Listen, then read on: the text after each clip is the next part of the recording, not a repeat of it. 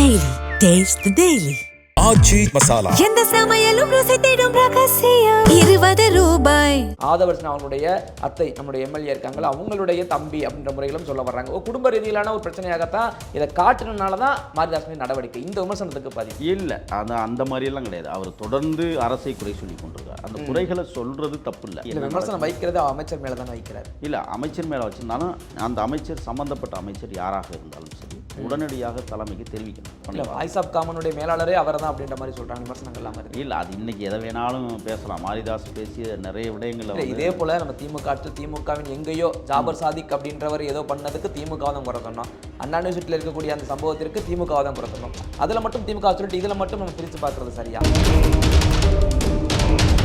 பாரில் பிரச்சனை, பாரில் போய் அநியாயம் நடக்க தட்டி கேட்ட சிவகங்கையில் இன்னைக்கு எங்களுடைய கட்சி தொண்டன் வெட்டப்பட்டிருக்கான், வெட்டி படுகொலை செய்யப்பட்டது. தெரியும் உங்களுக்கு? இல்லை, கட்சி தொண்டர்கள் போய் இங்கே பேச வேண்டிய அவசியம் இல்லையே, காவல்துறை தானே போகணும். இல்லை, நான் அதாவது நீங்கள் கேட்குறது ஒரு நியாயமான கேள்வி. கட்சி தொண்டன் இன்றைக்கு ஒரு அரசு எங்கே ஆட்சி நடந்துகிட்டு இருக்கு, அங்கே தவறு நடக்குதுன்னா அவன் சுட்டி காட்டுவதற்கு போவான். சுட்டி காட்டுவதே தவறுனா அப்போ கொலை செய்கிற அளவுக்கு போகுமா நான் கேட்குறேன். அப்போ அதற்கு பின்னால் ஏதோ ஒரு சக்தி இயங்கிக்கிட்டு இருக்குன்னு தானே அர்த்தம். நான் இப்போவும் ஒன்றும் சொல்கிறேங்க, திமுகவினுடைய கட்டமைப்பு இன்னும் இயங்கி கொண்டிருக்கு. இல்லை, இந்த விமர்சனம் அதிகமாக இருக்குது. இன்னும் நீங்கள் திமுக மீதே பழி சொல்லி கொண்டுட்டு இருந்தீங்கன்னா அப்போ நீங்கள் எப்போ தான் இப்போ அந்த உள்ளாட்சியை கலைச்சா தான் அதுக்கு ஒரு விடிவு வரும். உள்ளாட்சி 8 மாதம் வெயிட் பண்ணி ஆகணும் உள்ளாட்சி தேர்தல் வர வரை. இல்லை இல்லை, பெரிய பெரிய விமர்சனம் எது வைக்கப்படுகிறது அப்படின்னா விவசாயிகளுக்காகத்தானா அப்படின்னு பிரச்சாரத்தின் போது முதல்வர் விஜய் அவர்கள் பேசினாங்க. அப்படிப்பட்ட அந்த விவசாயத்தை குறிப்பிட்டு ஆதவர்சன் அவர்கள் பேசுகிறாங்க. அமைச்சர் அவர்கள் விவசாயத்தை காட்டிலும் விளையாடுவது மிகவும் கடினம் அப்படின்ற வார்த்தையை பயன்படுத்திட்டார். அதனுடைய உள்ளர்த்தம் தெரியாமல் பேசிட்டாரோ? அண்ணன் ஆதவர்சனா அவர்கள் அந்த கூற்று கூறியது தவறுதான்னு நான் ஒத்துக்கிறேன். அப்படி பேசக்கூடாது. ஏன்னா விவசாயம் என்பது மிக மோசமான கடினமானது. அதனால் எது சரி எல்லாத்தையும் நான் சரின்னு சொல்லிட முடியாது. அண்ணன் அதை பகுப்பாய்வு செய்து இன்னும் அந்த வார்த்தைகளை வெளியில் விட்டுருந்தாங்கன்னா இன்னும் பொருத்தமாக இருந்திருக்கும். ஆனால் விளையாட்டில் கஷ்டம் இருக்கலாம், ஆனால் அதை விட வேதனையான விளையாட்டு விவசாயம்.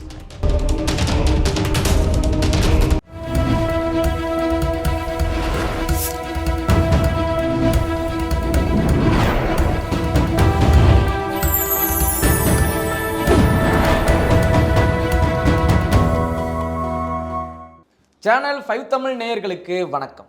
இன்று நேர்காணலில் நம்மோடு இணைந்திருப்பவர் தமிழக வெற்றி கழகத்தின் மாநில செய்தி தொடர்பாளர் திரு முகில் அவர்கள். வாருங்கள், அவரோடு பேசுவோம். சார் வணக்கம். வணக்கம் சார், திமுக ஆட்சியில் தான் ஊடக சுதந்திரம் பறிக்கப்பட்டது அப்படின்னு விமர்சனம் வைத்தாங்க. இப்போது தாவேக ஆட்சியிலும் ஊடக சுதந்திரம் பறிக்கப்படுகிறது அப்படின்ற விமர்சனம் எழும்ப ஆரம்பிச்சிருக்கு. காரணம், யூடியூபர் மாரிதாஸ் அவர்கள் இன்று கைது செய்யப்பட்டிருக்கிறார். ஊடக சுதந்திரத்துக்கு எதிரான ஒரு போக்கு தான் தாவேக கடைபிடிக்கிறதா? மரியாதைக்குரிய தோழர் சவுக்கு சங்கர் விடுதலையும் இந்த ஆட்சியில் தான் நடைபெற்றது. அதையும் நான் உங்கள் கவனத்துக்கு கொண்டு வர விரும்புகிறேன்.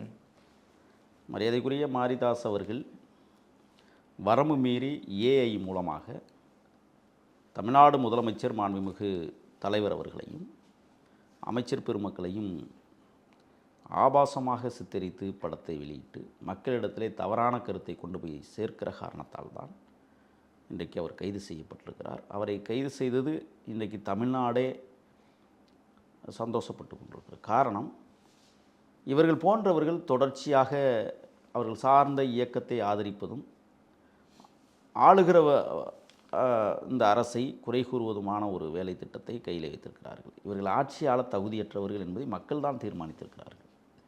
ஆனால் வேண்டுமென்றே எங்களது தலைவர்களை தொடர்ந்து இழிவுபடுத்துகிற ஒரு நோக்கமும், அதைவிட அரசை கடுமையாக விமர்சிப்பதுமான ஒரு கேவலமான நடவடிக்கையின் அடிப்படையில் தான் இந்த திமுக விமர்சிக்கும் போது இதே கருத்து சொல்லலையே நீங்கள்? இல்லை, என்னென்னா அன்னைக்கு மாரிதாஸ் திமுக ஆட்சியிலும் கைது செய்யப்பட்டார். அன்றைக்கி அந்த கட்சிக்கு அவர் கடுமையாக அந்த ஆட்சி ஊழல் ஆட்சிங்கிறது எல்லோருக்கும் தெரியும். அவர்கள் ஏன் கைது செய்தார்கள் என்பது அவர்களிடத்தில் தான் நீங்கள் கேட்கணும். நாங்கள் இப்பொழுது கைது செய்திருப்பது என்பது ஏஐ மூலமாக உருவாக்கப்பட்ட படங்களை வைத்துக்கொண்டு ஆபாசமாக வலைவழித்தளங்களில் கருத்தை வெளியிடுவது என்பது ஏற்புடையதல்ல. ஆகையால் கைது செய்யப்பட்டது நியாயமே. அவர் சட்ட ரீதியாக சட்டத்தை எதிர்கொண்டு வெளியில் வரட்டும், பார்த்துக்கலாம். இல்லை இதில் நீங்கள் வார்னிங் கொடுக்குற தாண்டிலும் உடனடியாக கைது அப்படின்னா இதை விட முக்கியமான குற்றங்களுக்கு கைது செய்வதை காட்டிலும் ஒரு யூடியூபர் பேசுகிறதுக்கு நீங்கள் கைது செய்ய மும்முரம் காட்டுறீங்களேன்னு சொல்லி விமர்சனங்கள் வைக்கிறாங்களே. இல்லை, பேசுகிறதுக்காக மட்டுமே கைது செய்யப்படலை. அவர் ஏஐ மூலமாக உருவாக்கிய படங்கள் ஆபாசமாக இருக்கிறது என்பதற்காகத்தான் இன்றைக்கி கைது செய்யப்பட்டிருக்கிறார். இல்லை அவர் கார்ட்டூன் இமேஜ் மாதிரி தான் எல்லா தமிழ்நிலையும் பார்க்கும்போதெல்லாம் வைத்திருக்கிறார். ஒவ்வொருடைய அமைச்சராக இருக்கட்டும், சிஎம் விஜயாக இருக்கட்டும், எல்லாமே அப்படி தான் வச்சிருக்காரு. ஸோ அதில் ஆபாசங்களை எங்கே குறிப்பிட்டார் அப்படின்னு நீங்கள் சொல்ல? இல்லை, இந்த செய்திகளும் கூட உண்மைக்கு புறம்பான செய்திகளை தொடர்ந்து திமுக ஆட்சியில் ஊழல் இருந்தது எல்லோருக்கும் தெரியும். திமுக ஆட்சியில் கொலைகள் தொடர்ந்து நடந்தது. நிறைய இன்னைக்கு சொல்ல வேண்டியது இருக்குது. அவ்வளோ விடயங்கள் திமுக ஆட்சியில் நடைபெற்றது. அதை பற்றி பேசினார்கள். இப்போ சவுசங்கர் அந்த ஆட்சியில் தான் கைது செய்யப்பட்டார். ஊழலை சுட்டி காட்டியதால் கைது செய்யப்பட்டார். ஆனால் இன்றைக்கி அவர் எங்களது ஆட்சியிலே வெளியிட விடப்பட்டிருக்கிறார் என்றால், எங்கள் ஆட்சியில் ஊழல் நடந்தால் சுட்டி காட்டுங்கள், நாங்கள் திருத்திக் கொள்கிறோம் என்கிற வகையில் தான் இன்றைக்கு அவர் விடுதலை செய்யப்பட்டு இன்றைக்கி ஊடகங்களில் கூட அவர் எங்கள் தலைவர் மீதே சில குற்றச்சாட்டுகளை வைக்கிறார். அந்த குற்றச்சாட்டுகளை நாங்கள் பரிசீலிக்கிறோம். ஆனால் மாரிதாஸ் போன்றவர்கள் தொடர்ந்து வன்மத்தை கக்குவதால், நீங்கள் உண்மையை சொல்லுங்கள். நான் கேட்குறேன், ஆட்சி அமைச்சு எத்தனை மாதம் ஆகுது? 1 மாதம்தான் சரியாக ஆகப்போகுது. இன்னும் கூட 4 நாள் இருக்குது. ஆனாலும் அதற்குள்ளாகவே எப்படி ஒரு கட்டமைப்பை உருவாக்க முடியும்? ஏற்கனவே பண்ணி வச்சிருக்கிற இந்த சிஸ்டம் அப்படிங்கிறது ஒன்று இருக்குல்ல, அது எல்லாமே கொலஸ்ட்ராலாக கடந்த ஒரு பிரச்சனை தான். இன்றைக்கி அதிலேருந்து விடுபட முடியாமல் எங்கள் ஆட்சி தொடர்ந்து உற்று நோக்குகிறது. எடுத்துக்காட்டுக்கு நான் உங்களுக்கு ஒன்று சொல்கிறேன். டாஸ்மார்க்கில் வருடத்திற்கு 1200 கோடி ரூபாய் வருகிற நிதியை அவர்கள் கட்சி நிதியாக வைத்து கொண்டார்கள். இதே தான் அதிமுகவும் செஞ்சிருக்கு. ஆனால் இன்றைக்கு எங்களது மாண்புமிகு முதலமைச்சர் அவர்கள் அந்த நிதியை அரசு நிதியாக மாற்றியிருக்கிறார். அப்போ இவர்கள் அடித்த அந்த கொள்ளைகளை வெளியில் தெரிந்துவிடக்கூடாது என்பதற்காகத்தான் அதிமுகவும் திமுகவும் சேர்ந்து கூட ஆட்சி ஆளலாம்ங்கிற முடிவுக்கெல்லாம் வந்தாங்க அவங்க. இன்னும் சொல்லப்போனால் கோடிக்கணக்கில் இல்லை, லட்சம் கோடிகளை கொள்ளையடித்த இந்த 2 கும்பல்களும் வெளிச்சத்திற்கு விடுவார்கள் என்பதற்காகவே இது போன்ற மறைமுகமான ஒரு கூட்டணியை வைத்துக்கொண்டு ஆட்சி ஆள்வதற்கு துடித்தார்கள். ஆனால் அன்றைக்கு அதையெல்லாம் தவிடுபடியாக்கி உண்மைத்தன்மை என்ன என்பதை உலகத்திற்கு உணரச் செய்திருக்கிறார் தமிழ்நாடு முதலமைச்சர் மாண்புமிகு எங்கள் தலைவர். அப்படிங்கும்போது நீங்கள் நல்லா யோசிச்சு பாருங்கள், இந்த கட்டமைப்பை உடைத்து வெளியிலே இந்த சிஸ்டத்தையே உடைக்கணும். அவ்வளோ மோசம் இருக்குது. சிஸ்டம் உடைக்கிறது இருக்கட்டும். இப்போ நல்லது 1 மாதத்தில் செய்ய முடியுமான்னு கேட்டால் முடியாது. யாராலையுமே நம்ம ஏற்றுக்க முடியாது. 1 மாதம் தான் வந்திருக்கீங்க, ரைட், ஓகே. நல்லது செய்யுங்க, இல்லையே தீமைகள் செய்யக்கூடாது அப்படின்றத மக்களுடைய கருத்தாக இருக்குது. இவர்கள் மாரிதாஸ் போன்றவர்களாம் குறிப்பிட்டு சொன்னதெல்லாம் தொடர்ந்து உங்களுடைய ஆட்சி இருக்கக்கூடிய குற்றங்களை மட்டும்தான் சுட்டி காட்டிகிட்டே வராங்க. நீங்கள் சொல்ல விமர்சனங்களாகவே இருக்கட்டும். இப்போ இந்த 250 கோடி ரூபாயிலான அந்த போதை பொருள் அந்த கடத்தல் வழக்கில் தான் அவர் நிறைய வீடியோக்கள் போட தான் இந்த கைதே நடந்திருக்கு அப்படின்னு விமர்சனங்கள் வருது. நீங்கள் சொல்கிற ஏஐ காட்டிலும் இதற்காகத்தான் இந்த கைதே இல்லை. நீங்கள் முதல்ல இங்கே நடக்கிற இப்போ குட்கா விஷயங்களில் நீங்கள் விஜயபாஸ்கர் காலத்திலேருந்தே நீங்கள் எடுத்துக்கலாம். குட்காவில் எவ்வளோ பெரிய மோசடிகள் நடந்ததுன்னு. இன்றைக்கி தாவேக்காவுடைய பொறுப்பாளர் வீட்டிலேயே கஞ்சா இருந்தது என்பதற்காகவே கைது செய்யப்பட்டிருக்கிறார். அவர் தாவேக்கா அப்படிங்கிறதுக்காக விட்டு வைக்கவில்லை. 1. 2வது, மதுப்பாட்டில்கள் தனியாக விற்கப்படுகிறது என்று உணர்ந்ததற்கு பிறகும் கூட தாவேக்கா தொண்டர் ஒருவர் கைது செய்யப்பட்டிருக்கிறார் இந்த விடயங்களில். இப்போ இங்கே என்னென்னா சுத்தமாக அழிக்கணுங்கிறதா நம்மளுடைய நோக்கம். மாரிதாஸ் சொல்லி தான் நம்மளுக்கு தெரிஞ்சாலும் இல்லை. நம்மளுடைய இப்போ உளவுத்துறை ஏன் அதிகாரிகள் அடிக்கடி மாற்றிக்கிட்டே இருக்கிறோம் அப்படின்னா, உண்மையான விடயத்தை நாங்கள் எதிர்பார்க்குறோம். ஒரு அரசு அதிகாரிகள் வேலை செய்யக்கூடியவர்கள் அவர்கள் தங்களுடைய பணிகளுக்கு கட்டுப்பட்டு என்ன நடக்கிறது எங்கே நடக்கிறது என்பது அவர்களுக்கு தெரியாமல் இருக்குது. நீங்கள் சொல்கிறது காமன் கண்டென்ட் சொல்லிட்டு இருக்கீங்க. நான் கேட்குறது ஜான் பிரிட்டோ அப்படின்ற வார்த்தையை பயன்படுத்தி அமைச்சர் ஆதவர்ஜனா குடும்பத்தை எல்லாம் தொடர்படுத்தி கொண்டு வந்துட்டான்றத மிகப்பெரிய விமர்சனம். இதில் ஆதவர்ஜனா குடும்பத்திற்கு தொடர்பு இருக்கேன்னா அவங்க கம்ப்ளைண்ட் ரைஸாகவும் சொல்கிறாங்க. அவருடைய ஜான் பிரிட்டோ அப்படின்றது ஆதவர்ஜனா அவங்களுடைய அத்தை, நம்மளுடைய எம்எல்ஏ இருக்காங்களா, அவங்களுடைய தம்பி அப்படின்ற முறையிலும் சொல்ல வர்றாங்க. குடும்ப ரீதியிலான ஒரு பிரச்சனையாகத்தான் இதை காட்டுறதுனால தான் மாரிதாஸ் மீது நடவடிக்கை. இந்த விமர்சனத்துக்கு பதில் இல்லை, அந்த மாதிரியெல்லாம் கிடையாது. அவர் தொடர்ந்து அரசை குறை சொல்லி கொண்டிருக்கார். அந்த குறைகளை சொல்றது தப்பு இல்லை. அது உண்மை இருக்கும் பட்சத்தில் உடனடி நடவடிக்கைகள் எங்கள் அரசு செஞ்சுக்கிட்டு தான் இருக்குது. நீங்கள் இப்போ இந்த மாரிதாஸ் போன்றவர்கள் தொடர்ந்து இந்த வன்மத்தை கக்குவதற்கு என்ன காரணம்னு சொன்னால், அது இப்போ அவர் பிஜேபியினுடைய அஜெண்டாவாக செயல்படுகிறார். நீ அஜெண்டாவாக செயல்படாது, பிரச்சனை இல்லை. ஆட்சிக்கு முட்டுக்கட்டை கொடுக்க வேண்டாம். உண்மைத்தன்மையை நீங்கள் சொல்லலாம். சொன்னதின் அடிப்படையில் என்ன நடவடிக்கை எடுக்கலையோ நீங்கள் அதுக்கு பிறகு நீங்கள் பேசலாம். நான் சொன்னேன், அரசுக்கு இதை நினைவுபடுத்தினேன், அரசுக்கு நான் சரியாக வழிகாட்டினேன், ஆனால் செய்யலைன்னு சொன்னதுக்கு பிறகு நீங்கள் அதை செஞ்சால் பிரச்சனை இல்லை. இப்போ நான் இருக்கிறேன், எவ்வளவோ பிரச்சனைகள்கிட்ட வருது, நீங்கள் மீடியாவில் பேசுங்கன்னு சொல்கிறாங்க. நான் பேசிவிட முடியாது எல்லாத்தையுமே. இப்போ அரசுக்கு நேரடியாக அந்த குற்றச்சாட்டுகள் போகாது. அரசு செய்கிற குற்றச்சாட்டுகள் அரசுக்கே போகாது. ஏன்னா நம்மளை போன்றவர்கள் வந்து ஊடகங்களில் பேசி அதை வெளிச்சத்துக்கு கொண்டு வாங்கன்னு சொல்லக்கூடியவர்கள் நம்மளுடைய எண்ணம் எல்லாருக்கும் தெரியும், அப்படி தான் சொல்லுவாங்க. பட் மாரிதாஸ் இதை என்ன பண்ணியிருக்கணும், அரசின் கவனத்திற்கு கொண்டு போயிருக்கணும், அல்லது உரிய துறை அமைச்சர்கிட்ட இந்த மாதிரி இருக்குங்க, அதை கொஞ்சம் நான் பாருங்கள், அதை நடவடிக்கை எடுக்கலாமான்னு யோசிங்கன்னு சொல்லியிருந்தால் உடனடியாக அரசு வந்து போர்க்கால நடவடிக்கைகள் அதை இறங்கி விமர்சனம் வைக்கிறது அமைச்சர் மேலே தானே வைக்கிறாரு. இல்லை, அமைச்சர் மேலே வச்சுருந்தாலும் அந்த அமைச்சர் சம்மந்தப்பட்ட அமைச்சர் யாராக இருந்தாலும் சரி உடனடியாக தலைமைக்கு தெரிவிக்கணும் இந்த மாதிரி இருக்குது அப்படின்னு. இப்போ நீங்கள் சொல்லுகிற எங்களது ஆதவ அர்ச்சனாவுடைய மாமியா விட்டு உறவினர் அப்படிங்கிறதுக்காகத்தான் கைது, இதெல்லாம் வந்து அதிகபட்சமான கற்பனை. வாய்ஸ் ஆஃப் காமனுடைய மேலாளரே அவர் தான் அப்படின்ற மாதிரி சொல்கிறாங்க, விமர்சனங்கள்லாம் வருது. இல்லை, அது இன்றைக்கி எதை வேணாலும் பேசலாம். மாரிதாஸ் பேசிய நிறைய விடயங்கள் இதே போல் நம்ம திமுக ஆட்சியில் திமுகவின் எங்கேயோ ஜாபர் சாதிக் அப்படின்றவர் ஏதோ பண்ணதுக்கு திமுக தான் குறை சொன்னோம், அண்ணா யூனிவர்சிட்டியில் இருக்கக்கூடிய அந்த சம்பவத்திற்கு திமுக தான் குறை சொன்னோம். அதில் மட்டும் திமுக சொல்லிட்டு இதில் மட்டும் நம்ம பிரித்து பார்க்குறது சரியா இல்லை. இப்போ இந்த போதைப்பொருள் விடயங்களில் யார் தவறு செய்தாலும் தவறு தான், அதுக்கு அரசு உரிய நடவடிக்கை எடுக்கும், அதில் நீங்கள் மாற்றமே வேண்டாம்.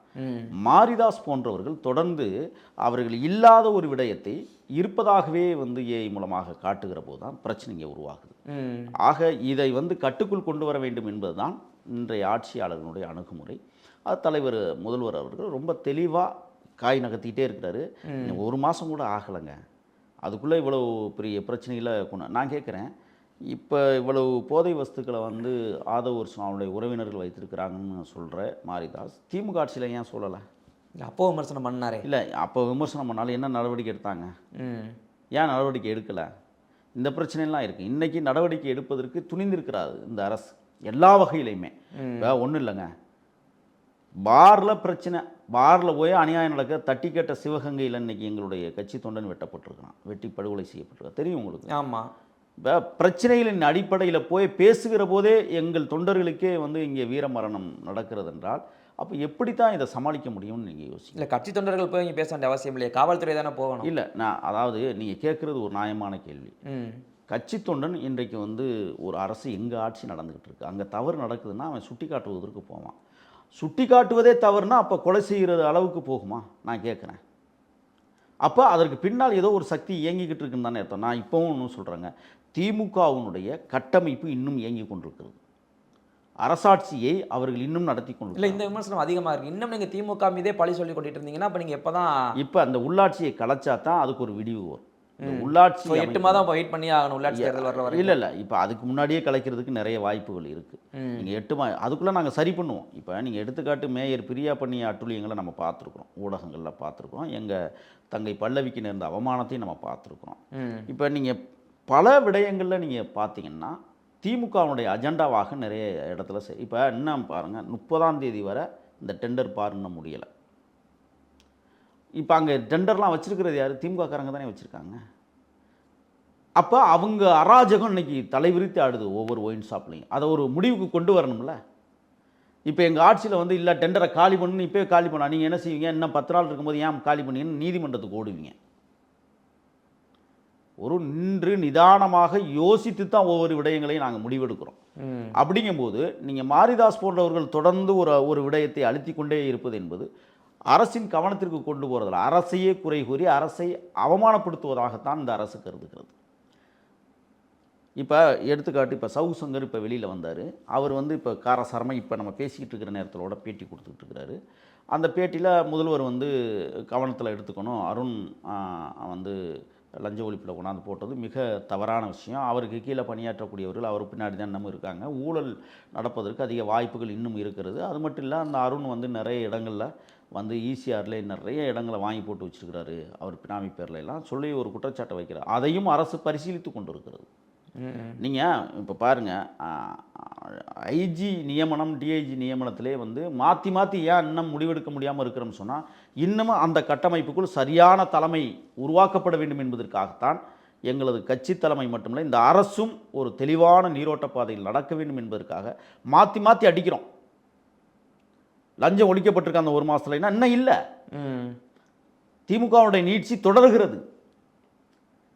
இப்போ நம்ம அண்மையில் பாருங்கள், இப்போ நீங்கள் இவ்வளோ நேரம் கேள்வி கேட்டீங்க, இந்த ஒரு 26 நாட்களுக்குள்ள மதுக்கடைகள் 717 மூடப்பட்டு விட்டது, நேத்தோட முடிஞ்சிடுச்சு, மூடிட்டாங்க, கால அவகாசம் முடிஞ்சிடுச்சு.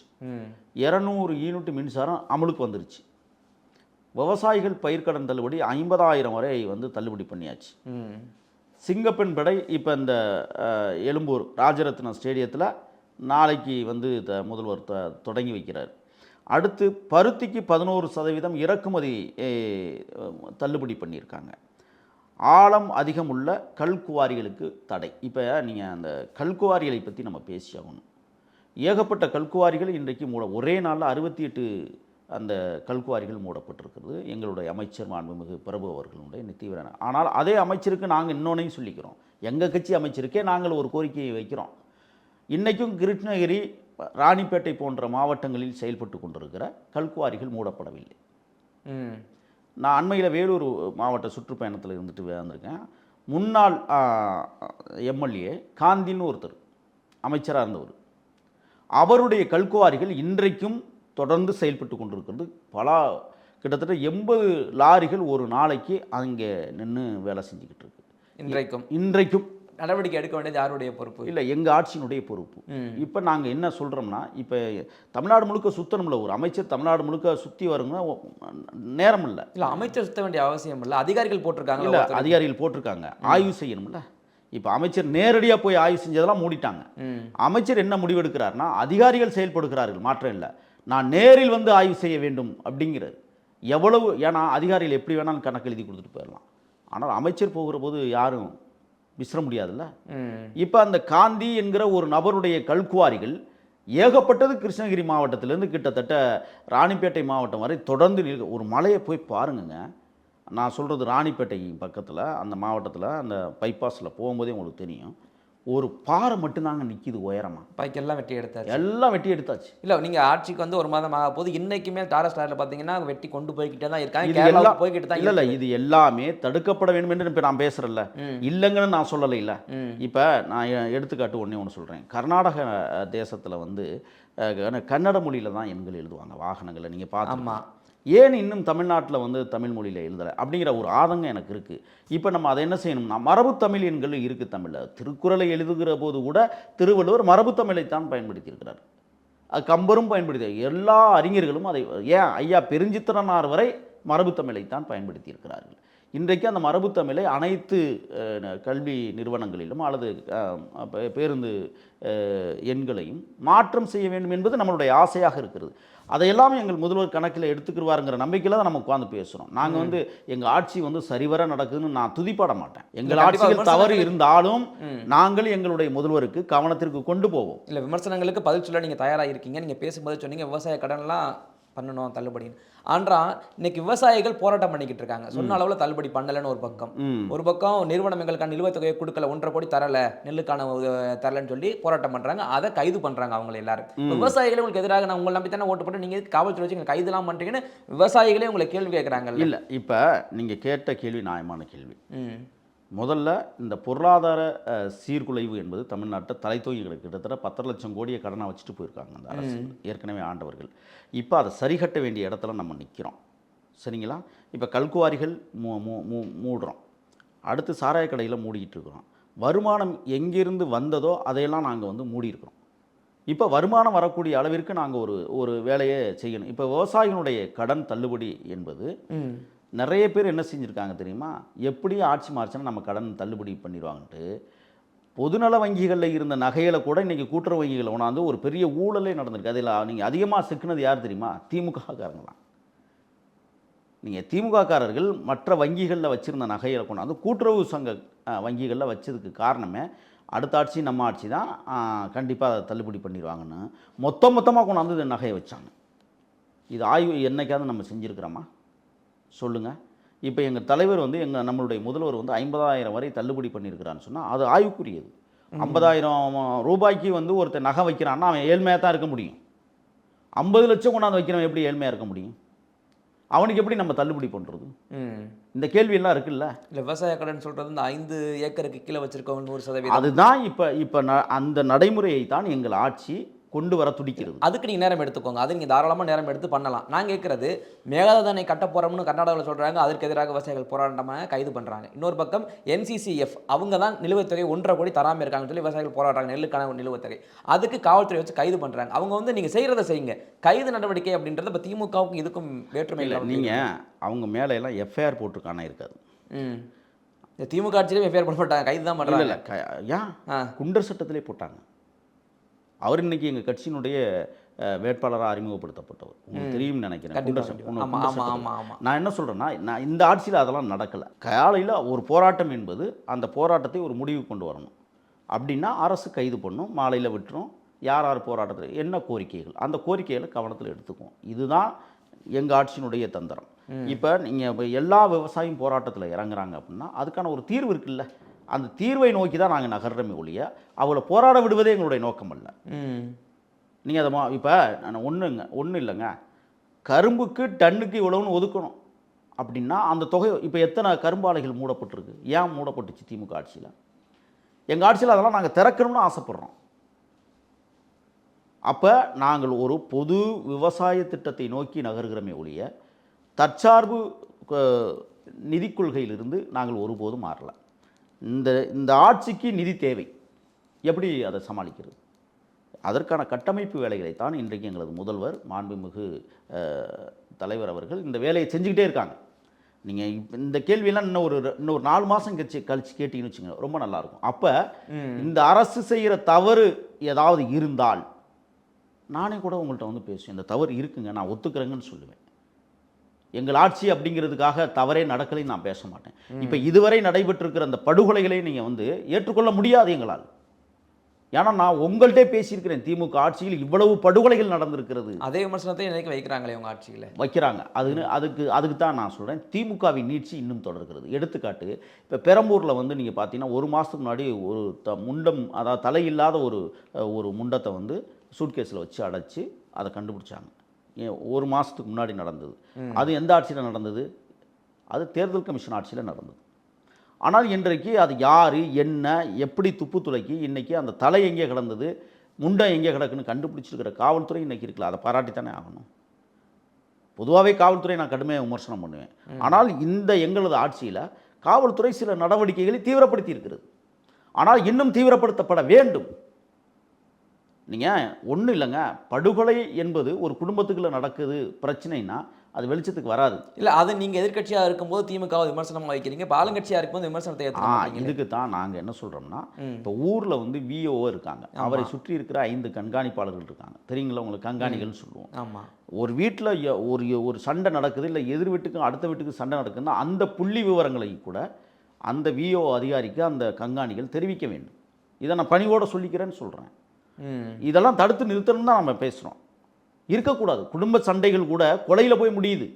அதுவும் இந்த மண்ணில் நடக்கக்கூடாதுங்கிறத நாங்கள் கவனம் செலுத்துகிறோம். அப்போ இந்த கண்காணிகள் நிச்சயமாக அவங்களுக்கு தெரியும். ஒரு குடும்பத்தில் ஒருத்தன் குடிச்சிக்கிட்டே இருக்கிறான்னா அந்த குடும்பம் விளங்காமையே போயிட்டு இருக்குன்னு சொன்னால் கண்காணிகளுக்கு தெரியாதா? அதையும் ஆய்வு செய்ய வேண்டிய இடத்தில் எங்களது ஆட்சி இன்னைக்கு நடக்க வேண்டும் என்பதுதான் எங்களுடைய ஆசை. இல்லை, பெரிய பெரிய விமர்சனம் எது வைக்கப்படுகிறது அப்படின்னா, விவசாயிகளுக்காகத்தான் அப்படின்னு பிரச்சாரத்தின் போது முதல்வர் விஜய் அவர்கள் பேசினாங்க. அப்படிப்பட்ட அந்த விவசாயத்தை குறிப்பிட்டு ஆதவர்ஜன் அவர்கள் பேசுகிறாங்க. அமைச்சர் அவர்கள் விவசாயத்தை காட்டிலும் விளையாடுவது மிகவும் கடினம் அப்படின்ற வார்த்தையை பயன்படுத்திட்டார். அதனுடைய உள்ளர்த்தம் தெரியாமல் பேசிட்டாரோ? இல்லை, மரியாதைக்குரிய அண்ணன் ஆதவர்ஜன் அவர்கள் விவசாயம் செய்தவரா என்றால் இல்லை. நான் விவசாயம் செஞ்சவன், எனக்கு தெரியும். ஏறு காலையில் 6 மணிக்கு பூட்டி சாயங்காலம் 6 மணி வரை 1 ஏக்கர் உழுது முடியிருக்குள்ள நம்ம நாக்கு தள்ளி போகும். ஒரு விளையாட்டு என்பது அது ஆர்வம், அது போட்டி. விவசாயம் போட்டி அல்ல, ரெண்டுக்கு வித்தியாசம் இருக்குது. அண்ணன் ஆதவர்ஜன் அவர்கள் அந்த கூறியது தவறுதான்னு நான் ஒத்துக்கிறேன். அப்படி பேசக்கூடாது. ஏன்னா விவசாயம் என்பது மிக மோசமான கடினமானது. இன்றைக்கி அறிவியல் சாதனங்கள் வந்திருக்கிறது, எளிமையாக்கப்பட்டிருக்கிறது விவசாயம் என்றெல்லாம் பேசப்படுகிறது.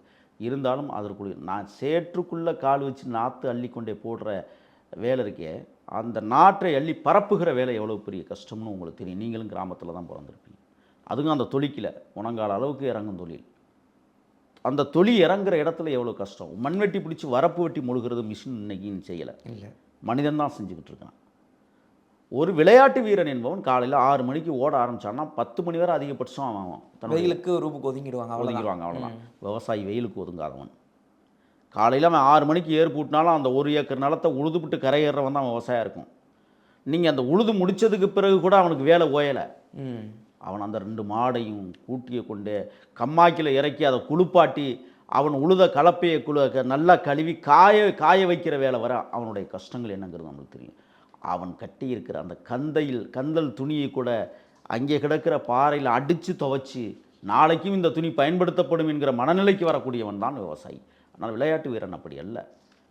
அது அண்ணன் வந்து வேறு மாதிரி சொல்லியிருக்கலாம். ஆனால் இந்த மாதிரி சொன்னதுங்கிறது எனக்கே ஏற்புடையதல்ல. நான் ஒரு விவசாய குடும்பத்தில் பிறந்தேன், விவசாயியாக இருக்கக்கூடியவன். எனக்கு தெரியும் அதனுடைய கஷ்டம்.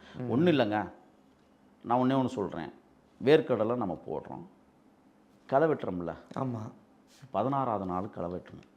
அதில் எவ்வளோ கஷ்டம் இருக்குன்னு தெரியுமா? வேகாத வெயிலில் குந்தி உட்கார்ந்துக்கிட்டு செலவு அதிகமே களை எடுக்கிறதுல தான்.